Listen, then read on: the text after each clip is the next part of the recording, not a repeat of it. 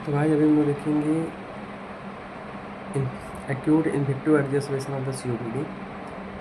तो बेसिकली जो acute infective exacerbation of the COPD होता है, ठीक है, तो इसमें जैसे पेशेंट को क्या होता है, पेशेंट फीवर आज लेके आता है, पेशेंट ब्रेथलेसनेस लेके आता है, पेशेंट कफ विथ स्पूटम लेके आता है, ठीक है, पेशेंट को हिस्ट्री रहती है COPD की, ठीक है, उसको स्मोकिंग की हिस्ट्री रहती है, ठीक है, स्मोकिंग की हिस्ट्री रहती है। तो बेसिकली जो COPD होता है उसमें इन्फेक्शन कॉमन होता है, तो उसकी वजह से सिम्टम उसके और बढ़ जाते हैं। तो यही होता है acute infective exacerbation of the COPD, ठीक है। उसमें बाद गाइस यहाँ पे पेशेंट में रेस्पिरेटरी एसिडोसिस वगैरह भी मिलता है, पेशेंट में CO2 का लेवल ज़्यादा मिलता है, PO2 का लेवल कम मिलता है, ठीक है। उसके बाद पेशेंट में गाइस जो ये हो गया, उसके बाद बायलेटरल वीज मिल सकता है पेशेंट में, कॉर पल्मोनरी इसमें मिल सकता है पेशेंट में, हो सकता है मिले और हो सकता है ना भी मिले, क्योंकि क्या होता है लंग में कोई भी पैथोलॉजी अगर वो सब होती है तो कॉर पल्मोनरी मिल सकता है, मतलब लंग की वजह से, मतलब कार्डियक प्रॉब्लम होना सेकेंडरी टू लंग, ठीक है। तो पल्मोनरी हाइपरटेंशन डेवलप होता है, उसकी वजह से राइट वेंट्रिकल हाइपरट्रॉफी होती है, दैट इज कॉल पल्मोनरी, ठीक है। मतलब कोई भी स्ट्रक्चरल चेंजेस भी होता है तभी भी कॉल पल्मोनरी आपको बोलते हैं, ठीक है। तो हो भी सकता है, नहीं भी हो सकता है।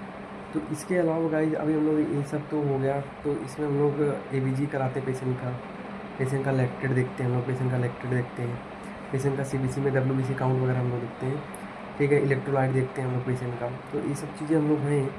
तो सबसे पहले हम लोग पेशेंट का मैनेजमेंट क्या होता है इसमें, सबसे पहले पेशेंट को हम लोग NIV वेंटिलेशन पे रखते हैं, ठीक है। तो उसमें हम लोग नेज़ल टोन के थ्रू, वेंट्यूरी के थ्रू या फिर फेस मास्क के through, BiPAP, basically BiPAP main होता है इसमें। उसके बाद हम लोग अगर नहीं हुआ तो हम लोग इन्वेजिव करते हैं, इन्वेजिव वेंटिलेशन करते हैं एंडोट्रेकियल ट्यूब के थ्रू। और बेसिकली लीस्ट प्रेफर हम लोग करते हैं, क्योंकि इसमें क्या होता है पेशेंट को वीनिंग ऑफ जो होती है ना वो प्रॉब्लम होती है, तो वो नहीं करते, इसीलिए थोड़ा अवॉइड करते हैं। इन पेशेंट में हम लोग को जो सिचुएशन मेंटेन करना रहता है 80 to 92 के आसपास मेंटेन करना है, 85 के अबाउ मेंटेन करना रहता है, बहुत ज़्यादा 95 ऐसा नहीं जाना है।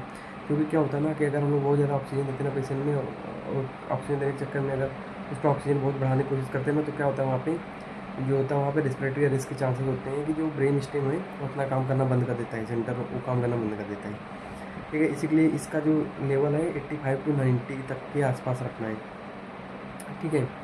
ये हो गया अपना पहला चीज़। उसके बाद ऑक्सीजन, उसके बाद सल्ब्यूटामॉल से नेबुलाइज हम लोग कर सकते हैं पेशेंट में, सल्ब्यूटामॉल और इप्राटोपियम ब्रोमाइड का कॉम्बिनेशन, डिओलेंज इसको बोलते हैं। तो इसको हम लोग 20 मिनट में 2-3 साइकिल हम लोग इसको दे सकते हैं।